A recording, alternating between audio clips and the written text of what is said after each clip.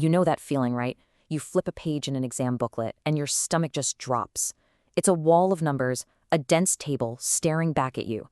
It feels like a math test, but really, it's a test of nerve. But what if I told you the key to beating it wasn't about being a math genius, but about having one simple, powerful strategy? Well, that's what we're going to unlock right now. So let's start with a question. What is the single biggest mistake people make on these questions? You'd probably guess it's a calculation error, right? Or maybe misreading a number. But the real trap is way more subtle than that. It's a mistake you make in the first 5 seconds before you even pick up your pencil. Okay, let's get right into that moment. You see the table, the clock is ticking, loud.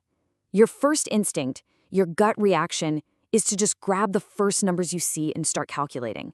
And that impulse right there, that is the mistake. Just look at this. This really shows the two paths you can take. Over on the left, you've got the rushed test taker. They're panicked, they're grabbing numbers, basically just hoping to get lucky.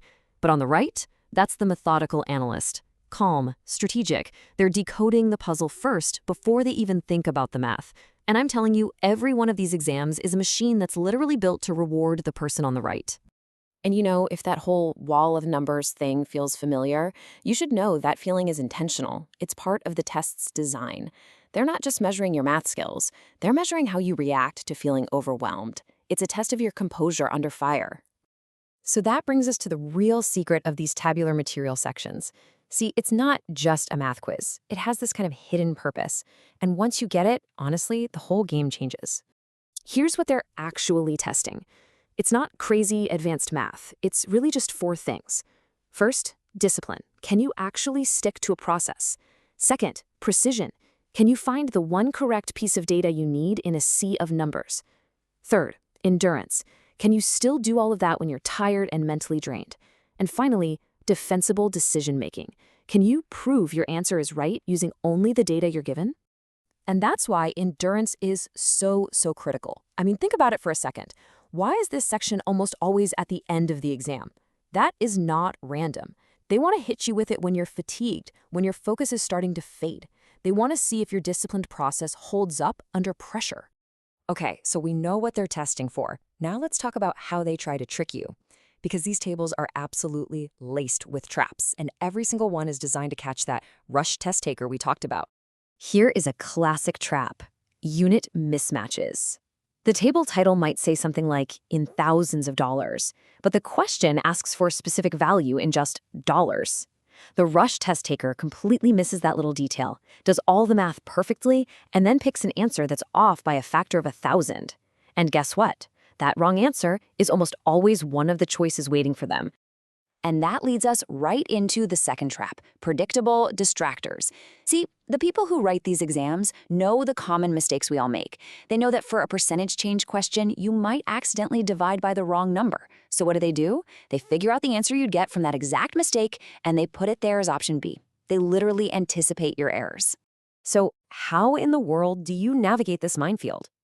Well, it all comes down to one fundamental shift in how you approach it. It's a simple rule you have to follow every single time, with no exceptions. And this is it. This is the core principle. Strategy before calculation. You have to fight that urge to just jump in and do math. You have to know exactly what you're doing and why you're doing it first. Decode first, solve second. And this is what that strategy looks like in action. It's 4 simple steps every time. Step 1, deconstruct the table. Read the title, the column headers, the footnotes, understand the entire landscape. Step 2, decode the question. Break it down piece by piece. What is it actually asking for? Step 3, verify your data. Go back to that table and pinpoint the exact numbers you need. And only then, as your very last move, do you actually solve it. Okay, so what about the solve part of the plan? What skills do you really need? Here's the good news. The math itself isn't that advanced. It's just about mastering a few core concepts. And here's the great news. Your whole toolkit only needs these 3 main skills. When you see a percent change question, they're just testing if you can compare 2 values. When you see ratios, it's just about proportional thinking. And when they ask for averages, they're just asking you to find a central point. That's it. This is the math. If you can master these, you are good to go. When you combine that strategy before calculation mindset with a solid handle on these core skills, you can completely change your experience with this part of the test. You're really making a shift from anxiety to accuracy. So what's the big payoff here? You are going to gain the ability to systematically break down any table, no matter how intimidating it looks. You'll be able to apply those core math skills with total confidence because you'll know you've already dodged all the traps. And most importantly, you will turn that scary wall of numbers into a clear, correct, and defensible answer every single time. So the next time you're facing one of these tables, just remember the real question they're asking you. It's not, can you do the math? The real question is, can you follow the process when the pressure is on? Master the process, and the numbers, they'll take care of themselves.